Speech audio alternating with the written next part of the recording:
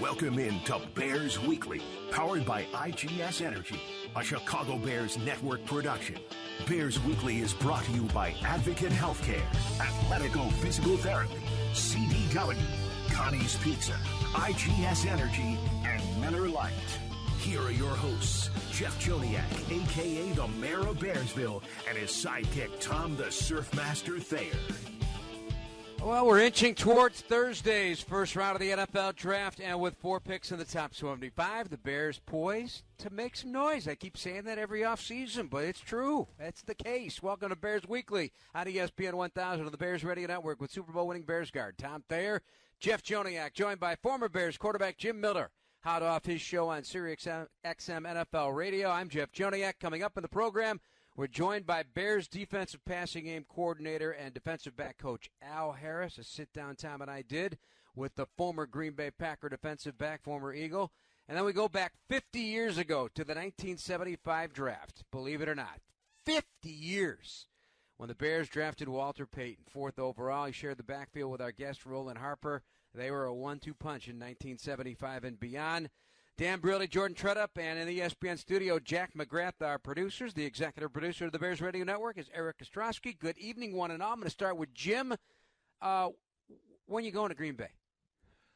I will leave Wednesday night, yeah. So I know a lot of people have already arrived there. It's it's pretty funny. I got a call today on the show that they're making sure that the water sanitation works for everybody. Because even on a game day in Green Bay, it takes 3 days to clean out for 80,000 people. So they're trying to do all the logistics when about 250,000 people show up for the NFL draft. So just to make sure it's sanitary in Green Bay, believe it or not. Do you honestly think 250,000 going to fit in Green Bay for this?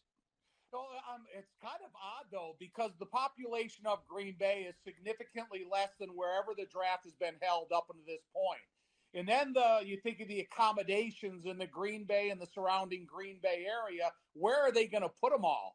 So I'm actually interested to see how this whole 3-day draft process in Green Bay, Wisconsin, is going to work itself out. But I will say, I do get inspired when they have the commercial of the character playing Vince Lombardi talking about the importance of life in the NFL and what it should mean to every one of these guys. And because it kind of brings you back to a time way before any of us were around the NFL. But, Green Bay is still a place that, a lot of people know it's one of the originations of the whole NFL but no bigger than Chicago. But I'm interested to see how it all goes together. Exactly, no bigger than Chicago. And, both of you guys have been monitoring what's been going on, checking your sources, looking at the Tom, you got any clarity at number 10? No, I have none. It's the most unpredictable draft in the history of drafts that I've been following as an adult. And so I don't think if you sit there and I know exactly what the Bears are going to do at number 10. No, you don't, because I've read 30 drafts and there's 16 different choices at number 10. So I don't think anybody knows exactly what's going to happen. And I'm not so sure Cam Ward would be going number 1 if there was a more competitive quarterback out there that would go toe-to-toe with them. Jim, you on board with that thinking? Well, I'm with Tom. I think, what's interesting is how running backs have been devalued over the years, and then Saquon has the record year that he has last year for the Philadelphia Eagles, and all you hear about is running backs going into this draft. Denver, Sean Payton basically comes out and says they're going to draft a running back. Nick Caserio, the general manager of the Houston Texans, we need more speed at running back. Genti has been mocked to the Bears. How many times? How many times has a Boise State running back been mocked to the Bears because of Ben Johnson and the success of Montgomery and Gibbs up there in Detroit? So it seems like running backs are now taking the stage, and probably only 2 are going to be drafted in the first round, in my mind. But as the draft rolls along, a lot of running backs are going to be drafted. Jim, we talked about Walter Payton being drafted 50 years ago today, Jackson State. You think of the comparative college conferences of where Boise State at and where Jackson State was back 50 years ago. So it's amazing that the Bears had the foresight to realize that Walter Payton could come and be one of the running backs in the history of the NFL. And to me, Ashton's got to, walk with that same confidence that he walks around with, and sending that letter to all the GMs.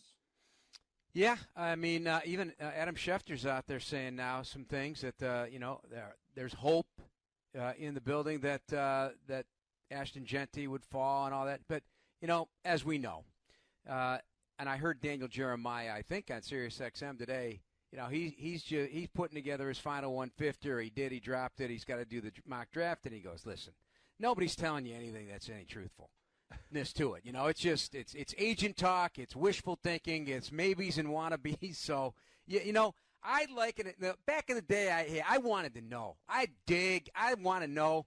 I like things to be like Christmas morning. Let me find out. Let me be on the edge of my seat, sitting there at Soldier Field at our Miller Lite draft party. And, okay, with the 10th pick in the NFL draft, the Chicago Bears select, and we're either going crazy or like, wait, what? How? Wait, what? We traded it. What? We're going up, down? That's the joy of the draft. It's that adrenaline rush. I don't. Back in the day, there's young folks out there that don't realize this. Guys were signed weeks in advance.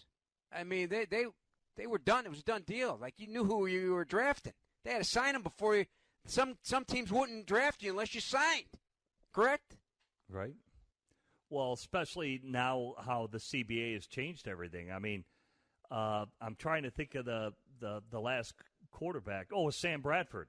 Sam Bradford was the last quarterback drafted under the previous CBA. And if you remember, all the veterans were mad because he literally made more money without taking an NFL snap, than Matthew Stafford, the starter for the Detroit Lions at that point. And, a lot of people just thought it was wrong. And you're right, assignability was part of it, because think about Mario Williams got drafted by Houston, and they were going to take Reggie Bush, but Reggie Bush was not going to sign with the Houston Texans. So they said, well, hey, we can sign Mario Williams, so we'll just draft the defensive end.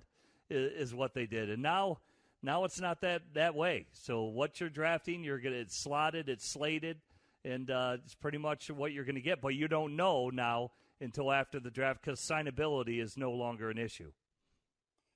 Tom, you know all about signability. No, I remember when Stan Thomas was drafted the first round out of University of Texas, offensive tackle, and we were getting ready to play our first preseason game together, and he was going to start because Keith Van Horn was holding out. And Stan Thomas asked me, he goes, does it make you mad that I'm making $675,000 this year and you're making $150,000? Oh. He asked me that before kickoff. With a straight face, or just to be irritant? No, with a straight face, and he was just a young kid at the time, and I kind of hopefully you took it out on the guy you were blocking, because that would have made my blood go haywire. Yeah, but, again, that's just part of it. When you think about some of the contracts in the Sam Bradford deal and how much they talked about how much that he was going to make and how much some of the other quarterbacks weren't making at the time. It was, just part of the game. Yeah, part of the game. I mean, all this running back talk is, listen, if you're a good player and you're going to make my team better, I can use you. So I don't care what round I get you in. But it's interesting because obviously it's changed, and with the era of the passing game, you're looking at things that go beyond just the raw talent or run of the football, and that's why some of these guys have been devalued, I guess, over time, because the ball's in the air more. But pass protecting and receiving skills are essential, and so you're looking at those kind of backs as well. So, all right, we're going to talk to a former Bears running back when we come back. As Tom indicated, and I suggested, it is the 50th anniversary of the 1975 draft. Not tonight. That draft was done in January, 16 days after the Super Bowl in 1975, and it was 17 rounds. We'll talk with Roland Harper, who was a 17th round draft pick of the Chicago Bears. Amazing. And was a starter in the backfield with Walter Payton in 1975, with Bob Avellini at some point in the season, the starting quarterback from that same draft. We'll talk about it with Roland when we come back. This is Bears Weekly at ESPN 1000 on the Bears Radio Network. Welcome back to Bears Weekly on the Bears Radio Network. Here's your host, the voice of the Bears, Jeff Joniak. The Miller Lite Chicago Bears draft party back at Soldier Field coming up on Thursday, April 24th. Celebrate our number 10 pick and enjoy live draft coverage and analysis, on-field activities, a locker room tour, a closeout sale, and more. Buy tickets now at chicagobears.com/draft. I'll try one more time to get a Tom Thayer and Jim Miller jersey before they sell them out at the draft on Thursday night. And I would love to have a Roland Harper jersey. Roland Harper, one of the nicest guys that's in the Bears family, and he's at events. We see him all the time, out and about, always a smile on his face, kind enough to join us. I reached out in what is the 50th year anniversary of the 1975 draft. Roland Harper joining us on the phone. Roland, how you doing this evening? I am blessed to be here. Thank you for having me. Appreciate it. Can't wait to talk to you because this sparked my curiosity because NFL Films had something on NFL Network last week about the 75 draft and Walter, and of course the focus was on Walter and Robert Brazil being from Jackson State, and the two of them becoming Hall of Famers. But you were in that draft as well, and once upon a time, I think people who are younger don't realize there were 17 rounds of the draft. You were picked 420 by the beloved Bears in 1975 and had a nice career here, and you remain in the top 10 rushers of all time on the Bears rushing list. Of course, with Walter Payton, number one. Can you take us through that experience in 1975 and out of Louisiana Tech, waiting that long in that day to be drafted and then pairing up with the all-time great running back? Well, one of the things I really realized at that point in time, I thought I was going to be a walk-on in somebody's camp. Didn't know that, 17th round, it never dawned on me. But a friend of mine who happened to be a news person in Louisiana called me up and said, "Well, you got drafted." I said, "You got to be kidding me." He said, "You got drafted in the last round." I said, "Well, great. At least they recognize I have some talent." But not knowing that I was going to be paired with one of the greats, Walter. Being a 17-round choice, and he's been the first, but it was God's fate that we ended up together because the similarities in Louisiana Tech and the Chicago Bears at that time was basically similar. I blocked for a guy by the name of Charles Quick Six McDaniels, and I ran a little bit too, caught some passes and that kind of thing. So they realized that I had a little talent, and it was kind of one of those things when Ed McCaskey was looking. He had the last draft of every year. He put his hands over his eyes and ran down the board and stopped his finger, and he says, that's the guy I want. Little did he know I was going to stay. Hey, Roland, how you doing? This is Tom Thayer, and it's great to talk to you. Hey, Roland. Thanks, Tom. Yeah.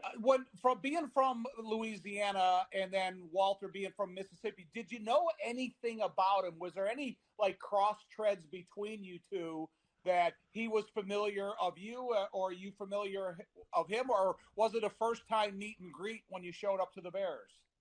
That was the first time meet and greet. Matter of fact, they had highlight films of him when we came in, and that was the only highlights that they gave of him and his running style and running at Jackson State. And I said, wow, what a running back. It reminded me of a lot of guys that I've seen on television from before, especially Gale Sayers and the way he ran. But Walter had a little bit different running style than Gale, but yet still something similar. But I knew that I had a chance to make that team, thinking, okay, how can I fit into this scenario? And, of course, Jack Pardee was the coach at that point in time, and I think he recognized my value and how I would fit into the offense once I threw my first block on a veteran player. Roland, Jim Miller, good to talk. Yeah, good to talk to you again. How you doing? Good, buddy. Just that mentality, like you said, even this year's draft, I interview a lot of guys who are like, if they know they're not going to be a high draft pick and they think, 6, look at Purdy. He's a Mr. Irrelevant, for God's sake. 17 rounds, you're drafted in the last round, but yet you had the mentality like, I'm going to come in here and act like I belong.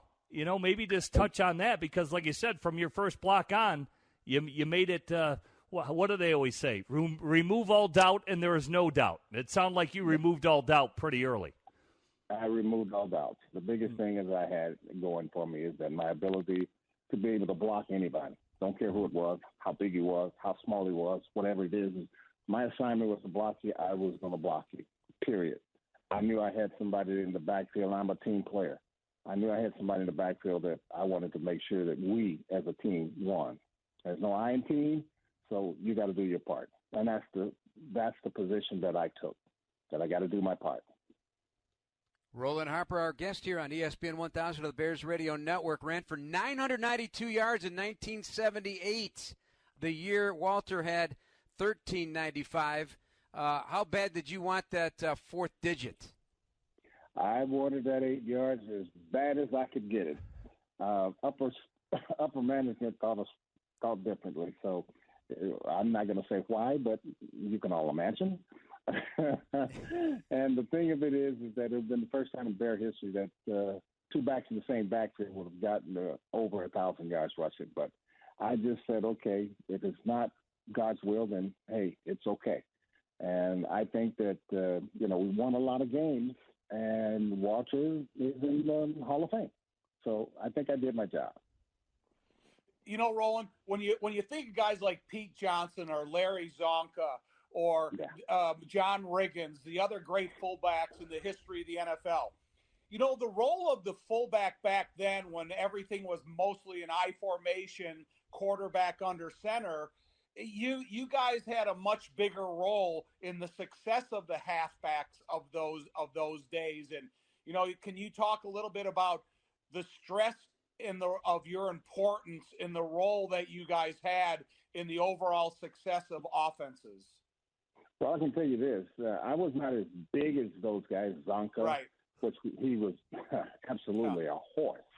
But the thing of it is that I could be both ways. I could play both ways. I could play fullback. I could play halfback. And at the beginning, when Walter couldn't play, you remember he played in the All-Star game and got hurt. So in the preseason and everything else, I was a major running back, one of the major running back, but also the fullback. And I could take his position as running back, as I did it in college as well. I could run the ball. And they found out in 78 that give Harper the ball, he could run. Walter could block as well.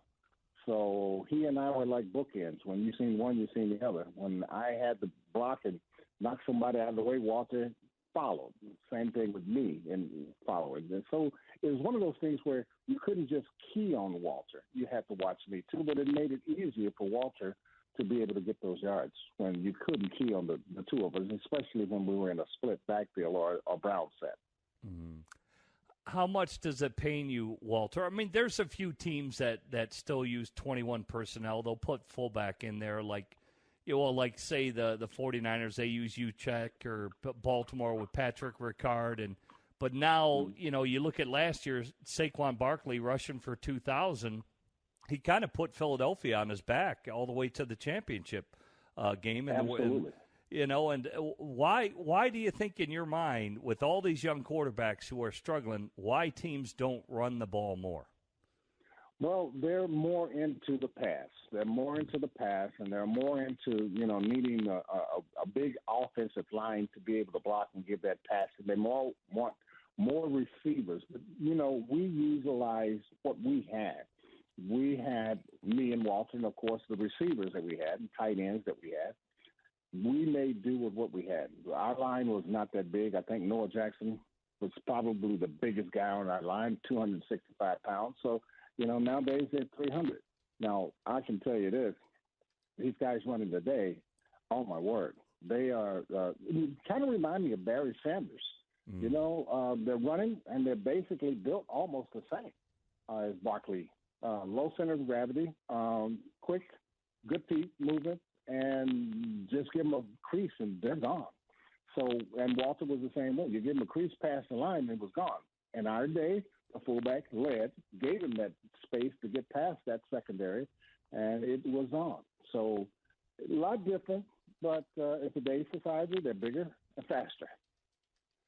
Roland Harper, our guest. Final moments with the former Bears fullback who had a terrific career with the Chicago Bears, and Walter Payton, his running buddy back in those days. Did you know in your heart of hearts, like, no one ever comes into the league knowing for sure they're going to be a Hall of Famer. But was that first season enough for you to know that, okay, this guy's going to have a long career and be a Hall of Famer, and I'm happy to be a part of this? That was exactly my idea. Like I said, I'm a team player, and I knew that if I did my job, what I was supposed to do to break him, and after watching the film of him in college, I knew he was going to be a Hall of Famer. I just knew that he was going to be up there if you just give him half the chance. His determination and run and drive was just that intense that it made me want to do that much more to make sure that he got that chance to break that line of scrimmage, break the secondary, and get into the end zone. So, yeah, I knew he was. Hey, Roland, number 34 yes, and number 34 and number 35. Was it just the yes. number that the equipment manager gave you the day you showed up, or was there that kind of a nice combo between you and Walter? Well, no, it was the number the equipment a guy gave me at that point in time. But it turned out to be a pretty good combination.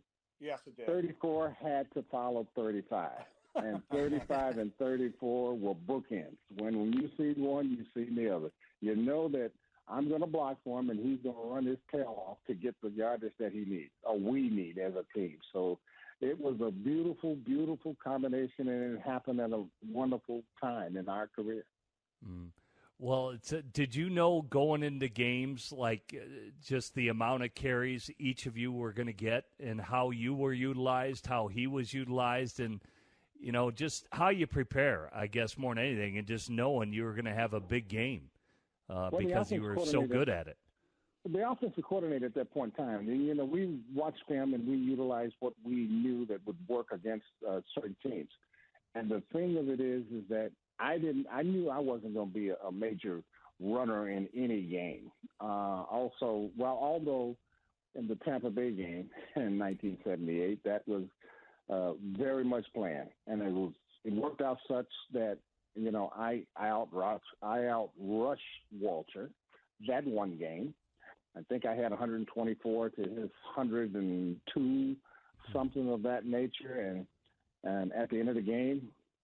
So that was planned because of their defense and their style of chasing Walter. So, and of course, they asked me if I could run. I said, give me the ball. I kind of took that line from Jim Brown. Yeah, that's a good line to have.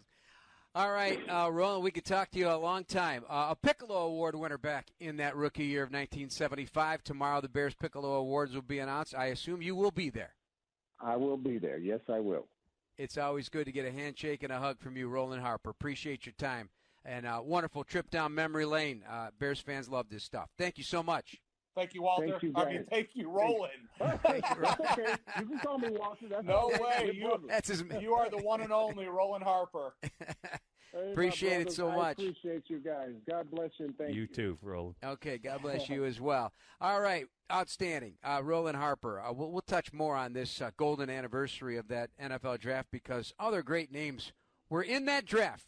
The Bears netted 9 starters out of that one, including Doug Plank, who was number 291 in the 12th round, despite only playing special teams at Ohio State. Turned into quite the bear, that's for sure. We'll continue when we come back. Al Harris, the Bears defensive back coach and passing game coordinator on the defensive side of the ball, will join the program. This is Bears Weekly on ESPN 1000, the Bears Radio Network. This is ESPN Chicago, WNVP, WTBC, HD2 Chicago, a Good Karma Brands radio station. Welcome back to Bears Weekly on the Bears Radio Network. Here's your host, the voice of the Bears, Jeff Joniak. This segment of Bears Weekly is brought to you by IGS Energy. Welcome back to Bears Weekly, everybody, on ESPN 1000 of the Bears Radio Network with Tom Thayer, Jeff Joniak. Pleased to be joined by a member of the Bears coaching staff of note. We all know him. We all loved him, and maybe sometimes we didn't love you that much when he was playing for the Green Bay Packers, but he's a Bear now. Al Harris, the Bears defensive passing game coordinator and secondary coach. Al, thanks for taking the time. How has it been? Thank you guys for having me. It's been great, man. Ben's doing a really, really good job of changing the culture. which is the most important part of it, I personally think. And he's doing a great job of doing that. Him and everybody on the staff of implementing the culture to the guys. How does one do that? You just preach what you believe. You stay on it. You keep a high standard, and that's what it is. The standard is the standard. You know, Al, I love ex-players that become coaches because I think they're the most relatable guys to the players that they're coaching. But something that interests me in your journey as a player, so you go to Tampa Bay, you spend a year on a practice squad, and then you get picked up by the Philadelphia Eagles. So what changed for you in that short time with Tampa and then, you know, your career picked up in Philly? Well, I think I just wasn't a fit for the scheme in Tampa. You know, I think when I went to Philly, they kind of used me more of what I did. The scheme was more built for what I did. In Tampa, not really a cover 2 corner. So that's probably where I would say the biggest change was. That and God just had his hand on me. I'll tell you what, you have experienced almost every aspect of what a pro is. Everybody doesn't have the pedigree to be a first-round pick, or everybody's not a first-round pick, but undrafted, small school, waived, traded, become a Packer Hall of Famer, a great 15-year career, all pro, and then move into coaching. You've had so many touch points. It has to have shaped you in a very particular way to be a coach and spread your knowledge and style to these current-day players. Yes, it's been great. It's been a great journey. You know, I talked to my dad, my wife, and we laugh at times that, you know, this is the only job I've really ever had has been in the NFL since, 22, 23 years old, and here I'm 50. So it's been great. I've seen the game change, seen the trends in the game changes from offensive trends, defensive trends. So, you know, I've seen it a lot, and that's exactly what I do is just share what I've seen, what I've learned over the years with the guys, and, you know, been getting pretty good response. You know, Al, being an ex-offensive lineman, every single offensive lineman on a team, there's something different about each one of us. When you're looking at the defensive backs that you're coaching, is there something consistent in the coaching to every one of them, or is there something that you have to be relatable to each one if there's something different between their size, shape, footwork, mental and physical abilities? Well, there'll always be something a little different in each guy, but my style, like everybody has scheme. Everybody has good scheme. You know, every single team in the NFL will have scheme. That's good scheme. I really, really harp on the fundamentals of the position and getting the guys to move the way that I need them to move. And most importantly, the mindset. You know, you got to keep guys extremely confident, especially playing in the secondary, to play the type of ball that we want to play. You know, guys have to be really, really confident in what they do. So I think the mindset is huge, and not allowing them to think, because some guys just think, okay, we got a good scheme that wins the game. No, everybody has good scheme, but how are you producing? How are you moving? How are you executing that scheme, you know, is the key. And once you kind of get them to understand those things, I think, you know, you're cooking with grease. When you look at an opponent's offense, do you go quarterback to receivers, or do you go receivers to quarterback? I go quarterback to receivers, because I love to tell my guys, you know, we're never covering the receiver. We're never covering a receiver. Right. You know what I mean? There'll be something that he'll do that'll allow us to kind of get a heads up on what he's going to do. But the quarterback, you know, that's the guy. That's the guy that makes it run. That's the guy you got to make play post-snap. That's the guy you got to fool. That's the guy you got to kind of beat him to the punch. Was a great player. 21 interceptions, Pro Bowls, All-Pro. Al Harris, our guest here on Bears Weekly on ESPN 1000, the Bears Radio Network with Jeff and Tom. So let's take a look at what you got to work with here and what kind of style defense are we looking at. We know Dennis Allen loves to have pressure from the back end. I'm a big corner blitz guy. I'm sure you did plenty of that in your career as well. But we got a very confident Pro Bowl type talent in Jalen Johnson. We got a freshly minted nickel in Kyler Gordon. We've got loads of talent in Tyreek Stevenson and Terrell Smith. We got Jaquan Brisker at safety, the veteran Kevin Byard, and others that are joining the mix. We always felt that the heartbeat of the team, until further notice from last season to the end of the season, was the secondary. And maybe it's still that way, but what do you got to work with here? Well, I think we got a good group of guys. We'll add in some guys, whether it be draft, whether it be free agency, but we'll add some guys. But I think we got a good group of guys. And, I truly believe, that you win and lose games through the secondary. So if you're winning games, you're winning games through the secondary. If you lose games, you're losing games through the secondary because teams cannot score unless they go through the secondary. So I think we have the guys to do what we need to do, to play the style of defense that we need to play. So I think we got a good group. When you think of this new formula that Dennis Allen's putting together for the Chicago Bears and the history of Chicago Bears defense, is there a small snippet of his philosophical approach that he has from front to back? I'll let you guys see it. But I think DA does a really, really great job, man, of implementing code. He's a culture guy also. We were kind of mentored, we were mentored by the same guy as far as secondary, and that's Emmett Thomas. So a lot of things that we already see the same. But I think his style of defense speaks for itself. His track record, he's been a part of some really, really good defensive teams, and we're just here to continue to train.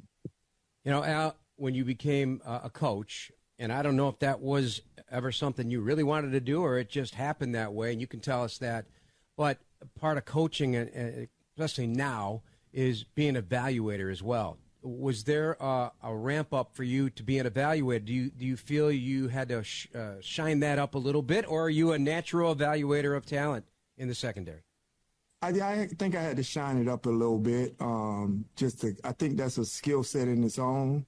So, just looking at some of the things that I think make a good secondary player, and then hearing from the scouts, hearing from other coaches, coordinators, what they think, and you kind of merge them together to come up with it. But I think for me personally, it's been something that I had to shine up. And I think I got a pretty decent eye right now. Indoor, outdoor guy, because, you think of Ben Johnson, he's come from Detroit where they play a lot of their games indoor. You played in Lambeau, you played in Philly, and now you're going to be coaching in Chicago. Is there a different philosophical approach to coaching indoor football as opposed to outdoor football? It really doesn't matter. As long as we are intercepting the football, indoor, outdoor, I'm good. Al, so many things you've done well with players, from Trevon Diggs to Deron Bland to Jordan Lewis, others throughout the course of your career. How would you describe, I know you touched on it briefly, but your coaching style? Because if I just shut my eyes and envision what Al Harris is as a coach, I got to go back to Al Harris as a player. So I'm thinking fiery, man up on a guy. You did this the long way to become a star in this league. You've done it the hard way as well, coaching. How do you approach today's men? Well, that's exactly how I approach it. I approach and coach the man first. That way I know that the player will follow. Never try to get to the player. Always try to get to the man first. That way you never, if you take that approach, well, me personally, I've always taken that approach. I've never had a problem with the player following because I already have the man. These guys, it's not college anymore. They're grown men, some with kids, some with wives, fiancés, girlfriends, whatever, but they have someone at home waiting on them to get home, relying on them. So, we just got to make sure that we keep that to where we grab the man so he knows, okay, you're concerned about him as a man. Now, when you're teaching him the stuff as far as football is concerned to the player, it just comes natural to, okay, I know Coach got my best interest in mind. Listen to what he got to say. We like what you're saying, man. We appreciate the time. Can't wait to see you on the practice field, especially when training camp starts, and work your magic. It's going to be fun. Thank you so much, Al. Thank you guys for having me. Thank you. Appreciate it. Right. ESPN 1000 Bears Weekly continues after this timeout. This is Bears Weekly with the voice of the Bears for 24 years, Jeff Joniak. Jeff Joniak on the Bears Radio Network. This segment of Bears Weekly is brought to you by CDW. People to get it. Jeff Joniak, Tom Thayer, and Jim Miller with us on Bears Weekly on a Monday night version. Draft on Thursday. So a couple of cleanups on these two interviews, but two interesting angles. Al Harris, Jim, I don't know if you've had a chance to interview Al Harris over the years as a player or as a coach, but I love his direct approach, and I think the players are going to love it too. Yeah, he was a real smart player. I played against him. I remember he had a key interception in a game we lost up there in Green Bay. He was very long corner, but very heady, very smart with how he played or disguised his coverage. He'd line up and press, and you think it's press man. All of a sudden it's press bail, and just how he turned his hips, how he looked in at the quarterback, he'd make you think it's zone, and it was man. So he was a very heady football player, and so I do think with his experience and now, like what he said, to get to know the man, I think everybody has their different go buttons. How Tom Thayer. What motivates Tom Thayer is different than Jim Miller, and every player has their go buttons and how you get to know a person, what they react to, what gets them excited, what doesn't motivate them.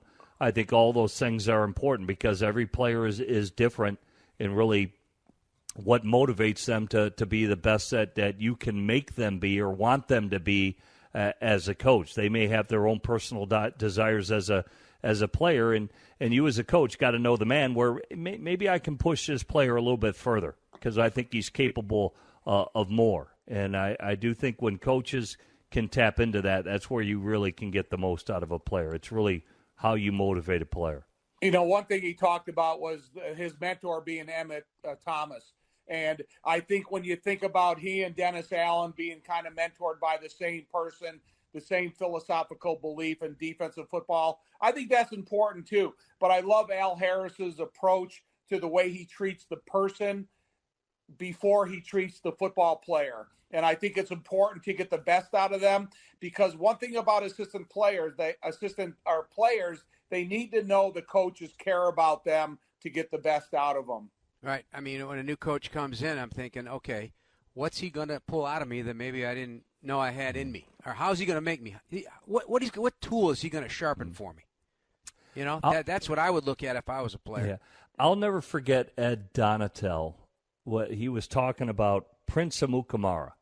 Prince Amukamara, when he arrived with the Bears, he dropped like 3 or 4 interceptions during camp. And Ed Donatel went up to him and said, you know what, let's go work on, catching a football a little bit. Has anybody ever taught you how to catch a ball? And Prince said no. He goes, I never learned how to catch. And so, again, it was everywhere he had been, like with the Giants, everybody just assumed, growing up, you go out in your backyard, you play catch with your friends, and, you kind of learn how to do it. And he had never learned how to do it. And Ed Donatel pulled him aside. If it's above your chest or above, you put your thumbs together. When it's below your waist, you put your pinkies together. And that year, Prince Amukamara had his most interceptions. He had 4 interceptions in a year for the Bears just because the coach reached out to him and then motivated the player. And then all of a sudden, Prince Amukamara is after practice every day catching balls on the jugs machine because he wanted to have his best year of getting interceptions. And I put him aside at the end of the year. I said, well, look at all those interceptions you got this year. And he said, yeah. He said, it's all because Ed Donatel, got to know me, got to know who I am, worked with me as a player, and he made me better. He made me better as a player. And players are they'll receive anything if they're going to get better. They'll listen to you once you make them a better player. It reminds me of the video when Jeff was trying to catch punts on the practice field. No, and he couldn't. It was indoors.